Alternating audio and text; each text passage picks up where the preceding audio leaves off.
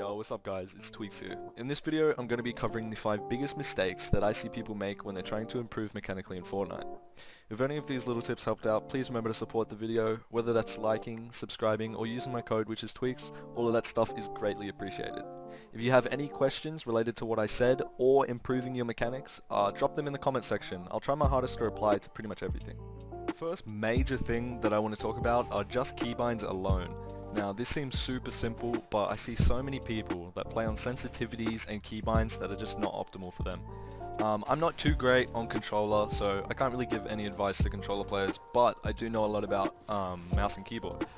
I see a lot of people that are playing on sensitivities like way too high. Obviously, when you play on a super high sense, it might be harder to hit shots, but I think a lot of people don't realize that when you don't have a good mouse control, you can mess edits and mess builds up a lot more as well. Now, from my personal opinion, this doesn't apply to everyone. Some people are better on high sense, some people are better on lower sense, but I think around mid sense, which is anything I would say from 6% to maybe 10%, is the best mechanically.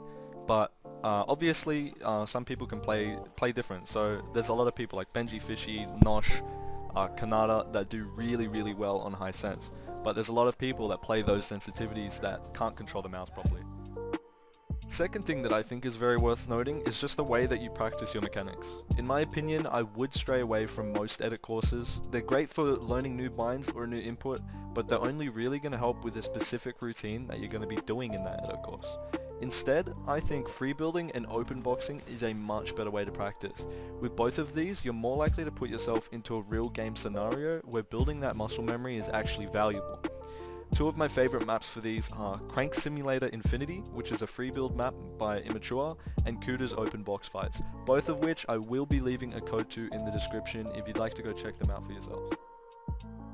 My third tip would be to put yourself into more real game scenarios, whether that's actually playing real games or playing stuff like realistic 1v1s or wages, because I think that if you're only playing creative, you're only going to be used to being in very low pressure situations where if you suddenly put yourself into arena or a custom, even a tournament, you're going to be choking edits, you're going to be choking builds, missing shots, because you're not used to the added pressure onto yourself. A mistake that I see consistently is when people try way too hard to be fast. Sometimes you just need to slow yourself down. It doesn't matter how fast you build, edit or flick. If you're not consistent with your mechanics, you're gonna die almost every single time. It doesn't matter how fast you wall edit on your opponent if you still have the almost second that it takes to pull out your shotgun. Practice slowing yourself down from your normal speed and instead value consistently pulling off moves rather than messing up every time you try to edit. One thing that slows people down from improving is 1v1ing bad players. Never 1v1 someone that's way worse than you are if you do want to improve. The only thing that you're going to gain from 1v1ing bad players is laziness. When you find it easy to beat someone, you're no longer worrying about consistently playing well when only the bare minimum would kill them.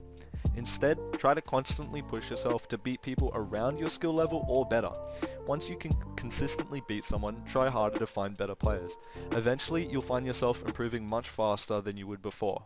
This applies to not only creative, but also in-game. Try to kill your opponent without taking any damage or without failing any builds, and you'll find yourself improving way faster than you did before. Thank you so much for watching, guys. This was a bit scuffed. I normally don't do videos like this, so I'm very aware that I was kind of reading off a script like a robot. It was a bit awkward, but hopefully in in the future I get better at doing these. Yeah, again, like, subscribe, all that stuff. Thank you for watching, guys. Have a good day.